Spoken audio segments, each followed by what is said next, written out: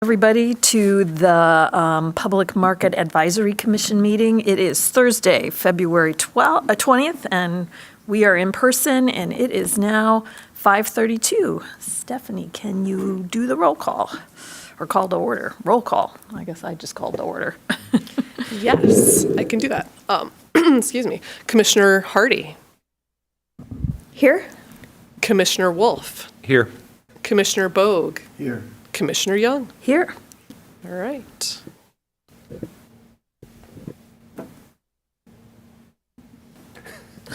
Next, we're moving on to the approval of the agenda. Yeah. So actually, Peter, I realized I'm just doing this. Okay. All right. So you all should have gotten the agenda, and are there any changes, alterations, additions, anything like that? Could I have a motion to approve? I move to approve. Could I have a second? Second. And everybody who approves, agrees, say aye. Aye. Unanimous. And our next agenda item is the first public commentary. So does any member of the public have a comment to provide? You can also do so at the end of the meeting as well. And these are agenda items, right? Right, yes, this is one's on the agenda. Real quick, my name's Debbie Marks. I'm already having trouble hearing you guys. Oh, So if you could just speak up, pretend like we're way back. Thank you. thanks, Debbie.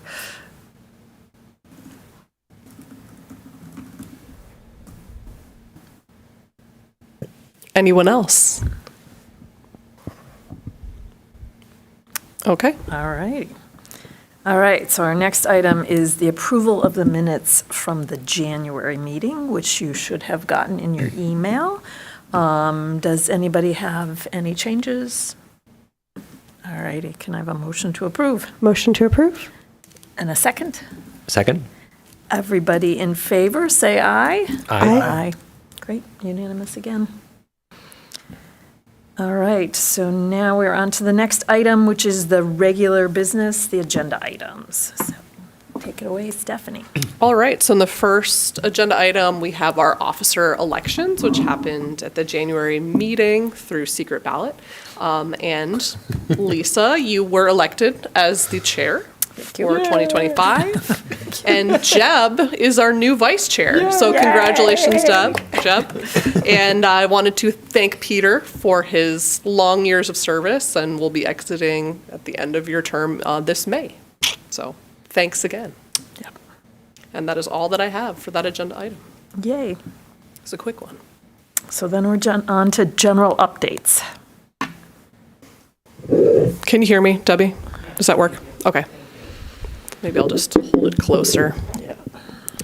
So for our staffing updates, we are in the process of hiring a new assistant manager outreach coordinator. We are hoping that Layla is her name, will be starting by March 1st at the latest. She is in the process of onboarding with the Human Resources Department.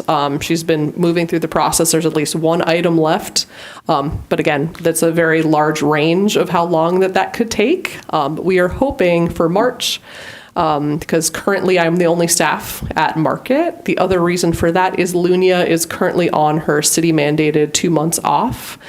She will be returning on for the April 12th market will be the first market. She'll be back for that. So that is where we are right now. But yes, it's in process. So I don't know if anyone has any questions or comments from the commission. That was a fast hire. That was great. Yes, it was really great. But again, the onboarding is the real wild card. We're not sure how long with paperwork and things. But as I said, there's just one more item left for her, and then she will be with us. So, and a little bit more on her background. She is local to the area. She lives in Ypsilanti. She had some experience with farms and incubator farms up north. She did manage a incubator farm up there. Also has an environmental science and biology background, so we're really excited to have her joining us. but we did have over 20 applicants, and we did about 6 interviews. So we had a large process, and yeah, great turnout. And it's always good to have more people than we can use, but also, it's a balance. And that is all I have on that. Great. We're excited to meet her. Next is vendor applications. All right. So we are in vendor application season. That is both for returning vendors as well as for new vendors. We are in a hybrid situation right now because we do have a new online application, but we're in that transition, making sure that people that, aren't comfortable with doing that or need assistance with that are still able to do a paper copy, or are able to kind of, do both in a way. So we're still, working on that. The deadline, of course, is March 1st, as it always is. And we've got a good number of people turned everything in so far, but, there's always a big rush in the last bit. Don't think that this year will be any different on that. In terms of the application itself, we are still actively working with IT to try and identify if there's any ways that it could be improved, things that could make it easier for people. I know one of the feedbacks we got already was that, it's hard for some folks to not have it be pre-populated with information. But unfortunately, that was sort of the trade-off with the particular type of software that we used to create the application. But yeah, still working that out, seeing if there's a different way or an additional thing we can add, like maybe add back a version of the product list that we had before to sort of, deal with that. But that is going on, and they've been very helpful. They've been very quick to make any edits that we suggest. But again, it's an ongoing process. If anyone has any feedback, we'd love to hear it. Because again, we are looking to make something that is user-friendly for all, not just for market staff or not just for people that feel comfortable using the internet. So that is where we are at with our change for returning vendors specifically. For our new vendors, obviously, we're getting a lot of applications right now. It's that time of year. We tend to still get many who are artisan, non-food vendors, some baked goods, some prepared food. We've actually gotten at least 1, if not 2, actual farms. So we're very excited with the prospect of bringing some new farms on, and that is also as we have some retirements and people moving on as well. So that should be working out, but I'm still in the process of assessing vendor applications based on space, based on need, and all of that stuff. In terms of other event applications, so like our food truck rally applications, I just sent that out to our returning vendors yesterday. We've already gotten 4 applicants to submit. So, we're in process on that too. We also brought our community groups application into an online format. We've had at least 2 people sign up so far, and same thing with our live music people. So trying to make that a little bit more accessible, a little bit more trackable. So that is where we are in our overview of applications. I don't know if folks had specific questions or comments on that. Okay. I guess that's a no. All right. Next thing on the list is events. Well, I guess that's a good segue. I was already talking about the food truck rallies. We are planning on having the same schedule that we have had in the past. So 4 food truck rallies, third Wednesdays, starting after Wednesday market, focusing on giving high priority to the people that have been with us for the past few years, but of course also trying to open the door to prepared food vendors that are regular vendors that might want to join it, opening the door for whoever else as long as we have space. That is definitely an event that we are short on space for compared to the demand that we have. So that's been a balance. I'm sure it's going to be the same this year. And this year we've tried to do a little bit more of a thematic emphasis. Whatever that will look like is still being worked out. But at least for our August rally, we are trying to emphasize plant-based and vegetarian options, and that's because we got a lot of requests from vendors as well as customers to do that. And just to be clear, that's just going to be a celebration and emphasis on that. Anyone is welcome, but that's just going to be our focus for that particular rally, and we're still working out the other things. In terms of other events, we applied for a grant for our cooking demos to be sponsored on a food safety grant that Michigan Farmers Market Association has been doing. We have not yet heard back on that, but the good news is that is a fund that comes from a state source, so that is still potentially in play. We're just waiting to hear back from them, but I don't imagine it would be disrupted for any reason. And then other events, we're just working out the calendar. Flower Day should still be the usual place that it is, the Sunday of Memorial Day weekend. And again, just starting to ramp up with scheduling and planning as we get the community group applications, as we get mobile food vendor applications for food trucks and carts that want to be with us on market days when we have space, and all of those other aspects. Any questions? So what was the dates again for the food truck rallies? There's a set, or are they Yeah, it's the third Wednesdays. third Wednesdays? Okay. Yeah. And which months? It's July through October. Yes. Any other questions? Okay. All right. Next is facilities and repairs. Okay. It's always a big one. So in terms of the facility, I know that they are very close to moving forward with the bird netting proposal. Hopefully that it will be up by April. That is what I was told yesterday. So I'm hoping that that will in fact occur. I know that has been requested by multiple folks, including market staff, for a while. And it's just been, difficulty with park operations and having so many sites and all of that stuff. And then, of course, also with the demolition project coming up, having to prioritize things getting ready for that while also making sure that our space is maintained.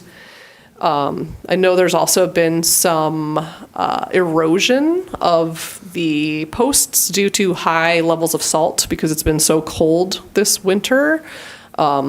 So again, hoping that that will be folded into our broader conversation with the community engagement process, because again, we all know that is very important to think about.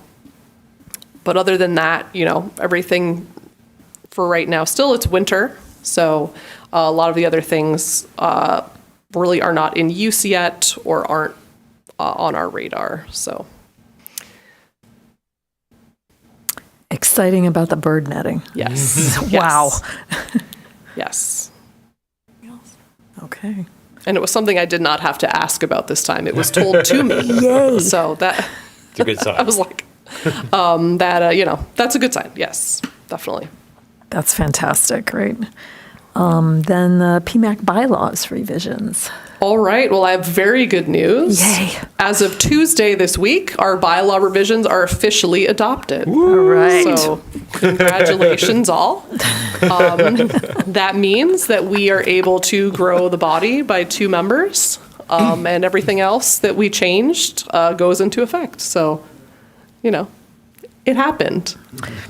Only took over a year, but it happened. Yes. Yes. So now we need to think about, if there's any people that we want to reach out to, that we know, that we'd like to recruit, because we have to actually fill 3 positions because of the sadness of Peter departing. So can we review what the criteria for the people who we're looking for are, just so everyone knows? I know, because I'm the shopper's representative or something like that. Consumer, I think. Consumer Consumer. representative. And so that slot will need to be filled. And the other 2 that we put in there, that there was one that was at large. yes. And another one which was also a Vendor. Yeah. Yep. Yeah. So Yes. if out in TV land or out in real land, there's a vendor or someone, a public at large, who would like to be part of this board, we'd very much welcome you being a part of this. We do need to keep your participation in this is really important. And particularly as we do this expansion, it's going to be a big, or the next steps, we need a lot of hands. And it takes a lot of planning to try to work these things out. And it's a small, we're one of the smallest bodies right now. And so adding in these few extra people will make a huge difference. But we do need to have a public participate. This is a great time for getting people in and learning about the system and learning how to participate and make things go. It's important, so. Yeah, so I think that at large was either a vendor, consumer, or a neighbor. It was Exactly. the third category. Yep. So, yeah. One of the other categories in there, yeah. Yeah, Yep. yeah. And Stephanie, can people start putting in their applications in the city even if the positions aren't open? I'm thinking particularly about Peters. Yeah, I'm sure. I mean, it's always open. Okay, so, And the It just mechanism for that sometimes- is, do you know how, like, where they give their application and things like that? It's that link that Yeah, that's what I tell sometimes- people too, and it's not very good. sometimes works, sometimes There's a link doesn't. somewhere that sometimes works. Yes. yeah, I think if you look up the City of Ann Arbor website and then put in PMAC for Public Market Advisory Commission, that's where you can get to the applicants and the applications, and it was on Legistar or something like Register. that. It's just that sometimes the link that I've been given directly from the clerk, like, I don't know if it will time out or it will only work for a certain amount of time. So just continually checking back there. Yeah. And it's, if I remember right, it's a couple questions and a resume. Yeah. And so then it gets reviewed by the mayor it's not actually city council approved. It's just something that is appointments in that way. So, Right. Yeah. It is a mayoral decision. Yep. I have no role in that. The Yep. body has no role in choosing. Yep. So. So yes, that is a good one. And that was on the second reading of that. And that's just the process that they go through within council. As far as I know, there was no questions about it. There was no roadblocks at all. So it was a very straightforward process. Great. And do you know if the city did any edits? Because we should just get the final copy of what they approved. No, I don't think there was any additional changes based off of what we spoke about before. Okay. So that's not just an expansion, that is also term limits and an editing of our financial disclosure conflict of interest to just make it more in line with what this body is and does. But yes, we'll definitely have that available. It might even already be available on public websites, yeah. Okay. I remember sometimes If the they're hard clerk to, did it, they're surprisingly yeah. hard to find sometimes, which is unfortunate because like when I came in here, it's something I think we should as a body to kind of make sure that any new members get it immediately and get a chance to go through it because it really is the organizing article about what this body does. Yeah. And if you don't get it till multiple years into being on it, that's kind of a missing process. Yeah. Yeah, I agree. And I'll also share it with vendors in my email next week. I just wanted to make sure it was all set before doing that. Great. Great. All righty. And next thing is construction and demolition updates. All right. Well, we have some guests that are joining us to come talk a little bit more about the 121 Catherine Street development, which of course is right across the street from the 4th Avenue entrance of the market parking lot. So please come forward. And you can introduce yourself when you get here. Hi, thanks all. I'm Wendy Cardy-Saxon, the Director of Real Estate Development at Avalon Housing. Good evening, Tim Stout. I'm the project manager for O'Neill Construction. And I just wanted to give some real sort of brief general overview, then hand it over to Tim to talk about the actual construction. So, right, 121 Catherine, now known as Dunbar Tower. Avalon is co-developing it and co-owning it with the Ann Arbor Housing Commission, their development wing, the Ann Arbor Housing Development Corporation. They're the lead on it, but we're also part of the entity. It's going to be 6 stories, 63 units, 62 one-bedrooms, 1 two-bedroom unit. It's well under construction now began in April of 2024 and scheduled for completion in February of 2026. Of those 63 units, just kind of broadly, half of those will be for households experiencing homelessness, and then the other half will be for artists or creative folks that qualify income-wise. And there's also the exciting, I think, ground floor community space, really reflecting the history of the neighborhood as a real thriving African-American entrepreneurial and residential area. The Ann Arbor Housing Commission will manage it and maintain it, and Avalon will provide services to the households there. Let me turn it over to Tim. Thank you. Yeah, we're about a year away from completion, so we just finished the structure for the second floor. That's a cast-in-place concrete deck. And what you'll see over the next 4 to 6 weeks is a bunch of vertical masonry. We're going to be working on the elevator tower and the 2 stair towers to the roof. And then in the next month and a half or 2 months or so, we'll start to see the interior and facade walls take shape, climb up to that 6th floor, put the roof on, get the windows in. So it'll probably be enclosed sometime midsummer. So the arrangement that you're probably most interested in is sort of the footprint of the construction, and where we're set up currently, where we've got some sidewalk closures on Catherine and on the, that would be the west side of 4th. Those are going to be in place for about the next 10 or 11 months. We don't expect a lot of impact beyond those limits right now. So if you were to go outside to the site, what you see is kind of a long-term arrangement for how we will be. There may be some minor impacts into 4th Avenue that we'll communicate about ahead of time, and they'd be very short-term. We have tried to schedule any closures for non-market days whenever possible. We're aware of your schedule, and we're certainly trying to accommodate. So happy to answer any questions about any of that. Great, thank you. Questions?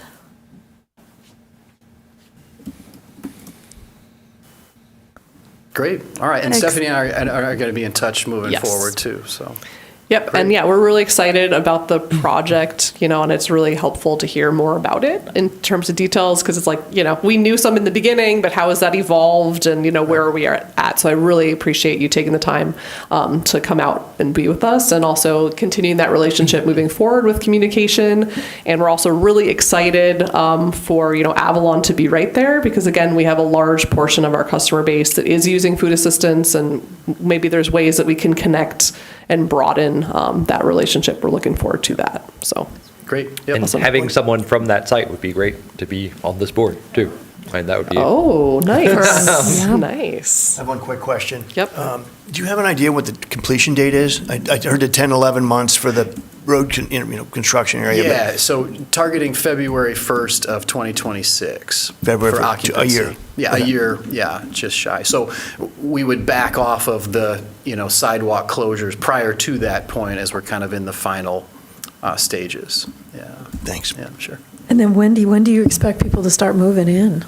Yeah, so generally, as soon as we get our certificates of occupancy, the property management is ready to move folks in. So starting that February, so a year from now. I think our lease up is over a couple of months, probably February through April-ish, where it should get fully leased up. Great. How are you going to recruit the artists?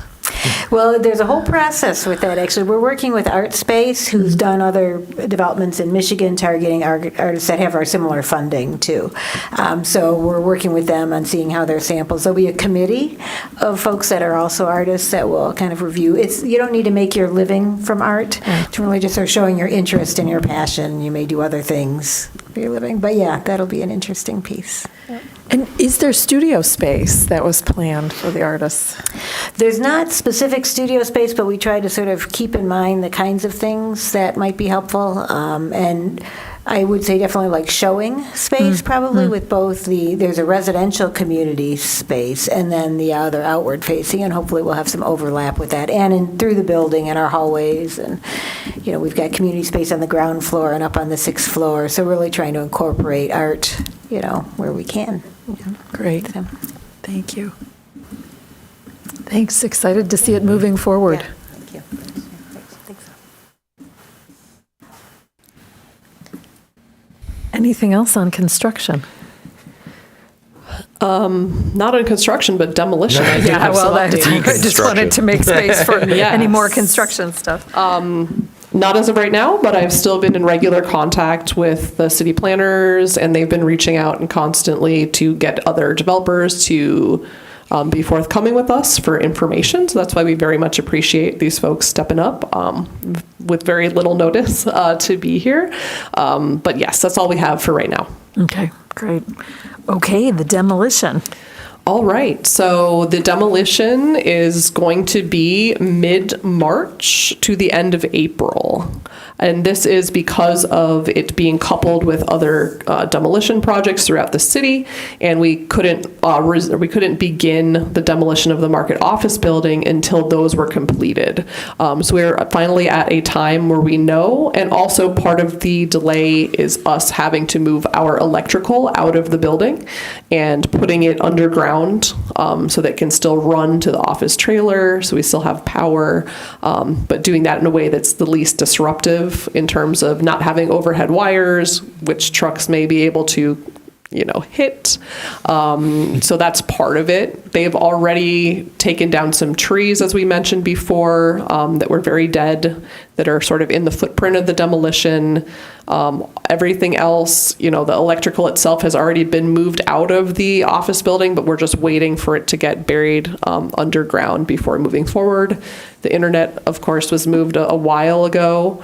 And yeah, so we're moving forward on that. I saw a flyer yesterday that will be telling the public a little bit more about what to expect with closures in the parking lot itself, because there's going to be some more closures in the parking lot on non-market days than there are on market days. Obviously, market days, people closest to the stalls, those spots will not be disrupted, but they will be closing the other parking areas that folks have assigned next to the sandlot, specifically the south side of the sandlot and the west side of the office building. So those specific spots there will be in play. But of course, since it's the winter time, we're hoping that will have minimal impacts. But if people are going to lose an assigned assigned parking spot, we're going to find them another space, and it's not going to be disruptive. Because again, it's hopefully that's the plan, that it's before the high season really gets ramped up again in May. So that is where we are right now, and they were hoping to be able to come and talk about it, but were unable. Specifically, Adam was unable to be here this evening. So, any questions or comments?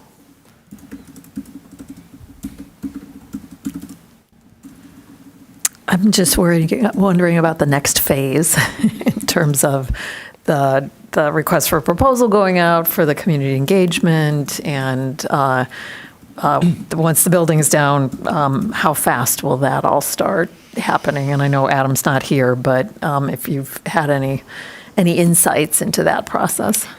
As far as I know, it's still on the same schedule for starting in the warmer time of year. But other than that, I'm not sure. All I know is that for the footprint of the old office, they will be capping it temporarily, so with concrete pads, so we'll be able to use it if we need to have extra vendor space there, if we want to turn it into a stage for live music. I mean, options are on the table for the interim, but we do not know yet the timeline or how long it's going to take to replace the building. Yeah, so I'm thinking specifically about the sort of revisioning planning and community Right. engagement. And I understand the warm months, but they were going to hire an outside firm to do that work, if I remember correctly. Do you guys remember? Yeah. So I'm just wondering on when they'll start searching for that firm, because we only have 2 months until it starts getting warm. Right, and as I know, there has been no new information that is available, at least the last time I talked to Adam. So as far as I know, it's still in that plan, but I do not know any more details than that. Okay. So do they have a plan picked out for the new building yet? No, Okay. But it is going to be on the same footprint as the old one? unknown. Hopefully, but unclear. Because that's really what was happening, is that they were waiting for all the demolition to happen so that they could then begin the conversation about what would be replacing it. Okay. So we're still, a couple years out, at least. So is the plan for the next few years just the trailer? Okay. Until it's, we have something else, that's where we'll be. Are they gonna move the trailer? Well, that wouldn't make any sense to move it back where the office was. So I guess right where it's at is where you're gonna be. Yep. I will say though, that where the pod is and the shed, that will be moving. They are actually going to turn that into something else, which going to be, where the benches were. They're going to have some sort of temporary other. I think it's going to be a different trailer for storage. So those parking spots are coming back. The shed is going away because it, needed help anyway. It's not structurally that good. But that's another plan, and they are hoping to bring that over mid-March, right before the demolition happens. But yes, good questions. And my understanding is that the sort of revisioning community engagement will not only be the office, but it will be thinking about the entire market space. Since Right. it's not ADA Right. compliant, and you just mentioned the posts. Right. It's meant to be, holistic, for sure. Great. Any other thoughts? I guess still just general worries because we don't know where funding's coming from that this will happen. So if there's ever clarification about what the budget will be or what kind of thing, because I know we don't have the actual project yet, but in order to make a project, it seems like there has to be some sort of city budget for it. So I'm still nervous about that component. Right. And as you know, that has not been determined because again, they were focusing primarily on the demolition side. But before, when there was those other proposals about the building back in 2016, and that money is still available. That did not go anywhere. It's just that obviously with the cost of construction going up, that is a consideration. But yeah, I don't think that they know that information yet. Okay. I think we're all worried about funding. and Peter's been saying for years that maybe we should consider fundraising. And I still think that's a conversation that I'd like to have somewhere down the line. And again, that might be something to ask Parks too, because I know since before we started doing that, that was somewhat even before Parks, but then with post Parks too, that I know Parks does have some mechanisms for that, but I'm not super familiar with it. But it does seem like that is a way how often these things do get funded, or at least a big chunk of seed funding, and sometimes gets so we'll see. I mean, that's something I think is worth pursuing. So. Yep. Great. I just one other question too about the site that is of the office site. Well, so will that become stall space, or could that become stall space for the summer? Definitely will be temporarily. Yep. Great. Yes. So it'll be with the dailies then, or with whatever, you haven't figured out what it is, but Whoever decides to be there. Exactly. Who gets there first? If there's somebody that really likes it and they have more seniority, they're going to get it. Arm wrestling. It'll be arm wrestling. Or again, it might be our new event stage because we never have space and nobody wants to be next to a musician. So that would be a really good place to have musicians where you could still hear to make sales. So it could be a win-win. Or it could be also where we park the food cart, unclear. But yes.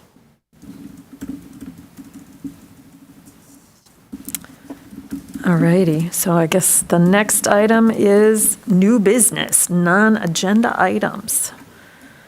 Anybody have anything to add? Thinking about? Thanks, you guys. Thank you. Not I. All righty. Okay, so now we are on to our second public comment, and this is not limited to agenda items.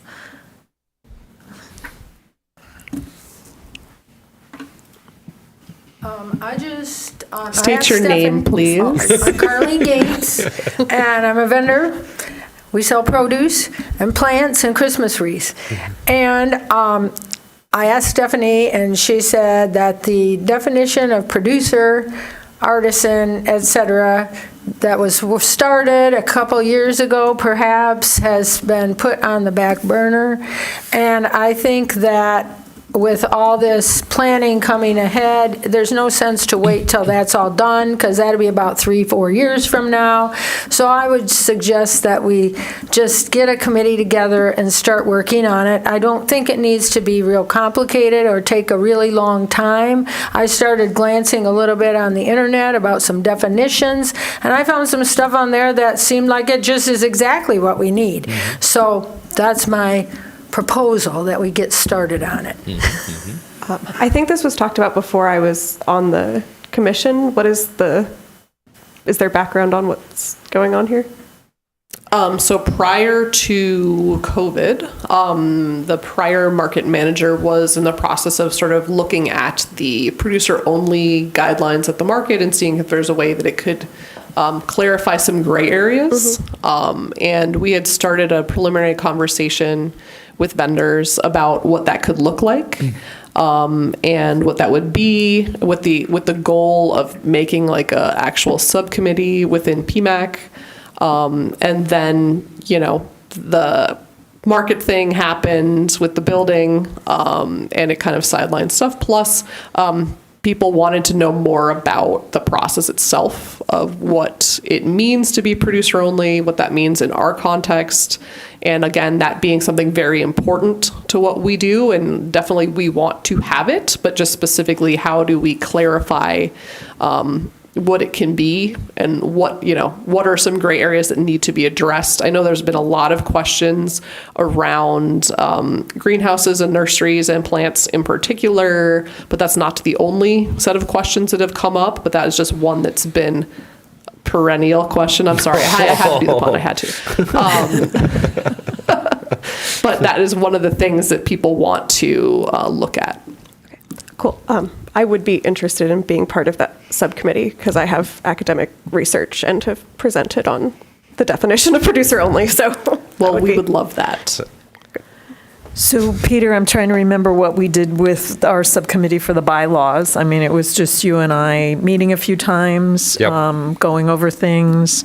I think, if I remember right, it has to have somebody from PMAC Yep. on it, and then, And but it can interacting involve other people, like Carlene could help too. There we go. We have a committee. And then, and Jeff, I think you had some input on it too. Yep. Yeah.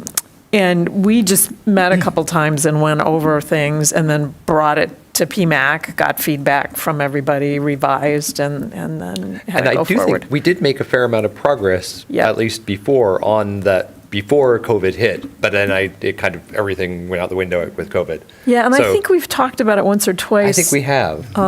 Since then. So there's some mining within our notes of past. If you go back through Legistar, they'll have all the history, which is it's an interesting little walk through history.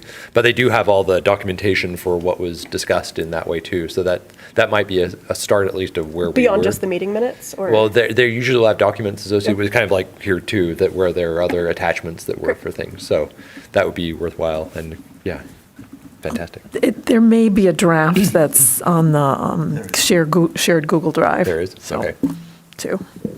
But the other thing, too, to keep in mind is a lot of those conversations before 2020 were things that were logistically difficult, if not impossible, for market to enforce. Like having people have to be inspected multiple times per year, which isn't necessarily that helpful really to anyone, especially if you're trying to farm or you're trying to be a producer. There's a lot of other things going on. We don't need to keep going there. And then other things making it like too specific. Were we actually excluding people that are already vendors? I know there was one with bees that was just like very, very specific that you have to do like every single aspect, or you have to do 3 out of 5 of these specific roles. And is that necessarily in the spirit of what we want? Or is that just making it a hardship and a barrier for our existing vendors to comply with this?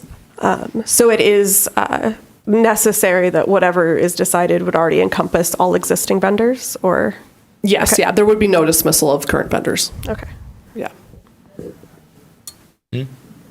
No, I know not ideal, but that just limits Yep. It's good. It's a good strain. definition. Yeah. Right. Emma, I think you are the perfect person to be thinking about this stuff with your philosophy You perspective. didn't use 3 minutes, so you can keep talking, yes. I would just say that the idea is not to eliminate any existing vendors, but to just make it more clear for new applicants and for vendors that exist, that are there now that might want to add a new product. And for the market master, we have Stephanie now, but there will be future market masters too. And it would just be a good description that would be easy for people to interpret. Now, Yep. would we necessarily have to, you said make it so it encompasses everyone on the market. What if there was someone there that was a gray, I don't have anyone specifically in mind, I'm just asking. Yeah, I also wasn't. If there's an No, that's fine. If there's an extremely gray area, would it be thought of at all to maybe have like a grandfather clause? I think that makes sense. That's what I was In the thinking as future, well. moving forward, Right. no more. There already is for a few people, actually, that predate me. Yeah, okay. So yes, there's definitely opportunity for that. Okay. And in this particular case, it's not the people's only product. It's like one of many that's in this gray area. So yes, definitely something that needs to be discussed. So it doesn't need to encompass everyone that is there currently then? Well, it needs to be discussed, No, but we're not trying to exclude current vendors, I No, guess is what I was trying realize to say. that, but it's Yep. okay to say that current gray areas could be grandfathered in, but might not be part of further. Right. I mean, if that's what we choose is the way forward. Right. I'm not sure that it is. But I'm not saying that either, Right. but there's a lot of limitations if you have to. right. But that is a way to get kind of sidestep some of that in Yeah. terms of it's like, okay, people who are already in are in, then they're safe, and that's fine. Yeah, I don't want to. Yep. Yeah, no, it's fine. So it's just a completely open conversation. No worries. It's totally fine. Yes. And I remember when this first came up, and Peter, correct me if I'm wrong, it was for clarification for the inspections for the market, for the inspector who was going out. And It's so, part of that as Okay. well, but it was Okay. not exclusively that. Because it is also for us as market staff, trying to discern whether or not somebody falls in this category.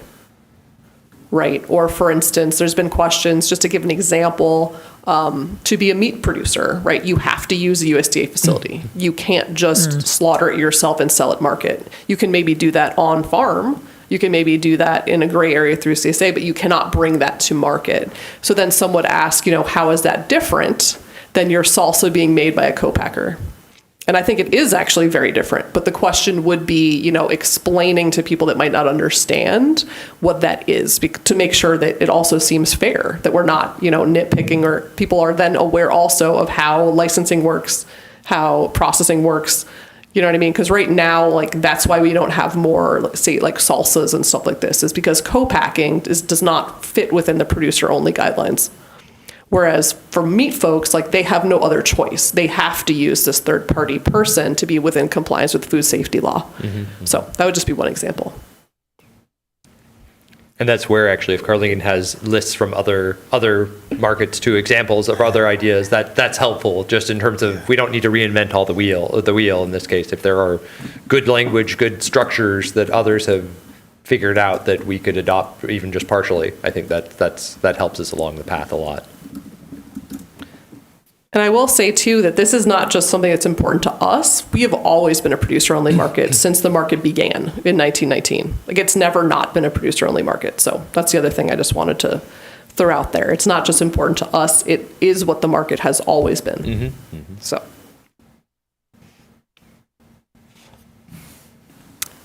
any other comments?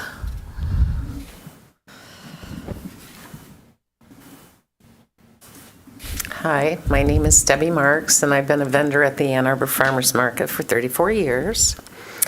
I'm very disappointed with the progress on the community involvement with the plans. It's like we have to wait for this, and we have to wait for this, and the demolition's getting shoved back, and we can't have any brainstorming until the demolition is done. Very disappointing. I think it's unnecessary. I hope we don't have to wait for Adam and Remy. I'm very disappointed they're not here to lead this. We do need everyone, the community and everyone, to come together for the reassessment of the market. Where are we going? What are good ideas? What aren't good ideas? This has been hashed out for many years. We need to pick up the ball. We need someone that can direct this. I really had hoped it was Adam and Remy. The demolition alone keeps getting shoved back. This is time sensitive. We don't want it to get into our busy season. Yes, I know the demo had other contracts that had other places that had to demo, but this is very time sensitive. Why we would have to wait for this step before we can even brainstorm is beyond me. I feel like, I get the feeling we're getting shoved to the back burner. I think this market is very important to the community, and I think the community would be very excited to be a part of the planning. And I think we need to move forward quickly and a bit aggressively with the assessment of the market. Where is it going? What do we want?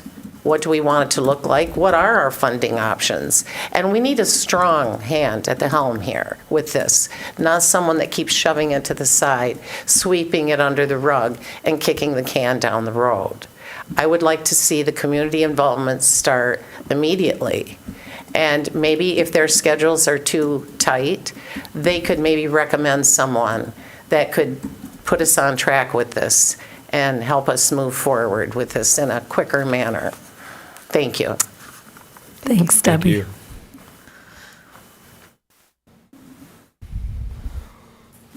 Anything else? Any other thoughts? All right. All righty.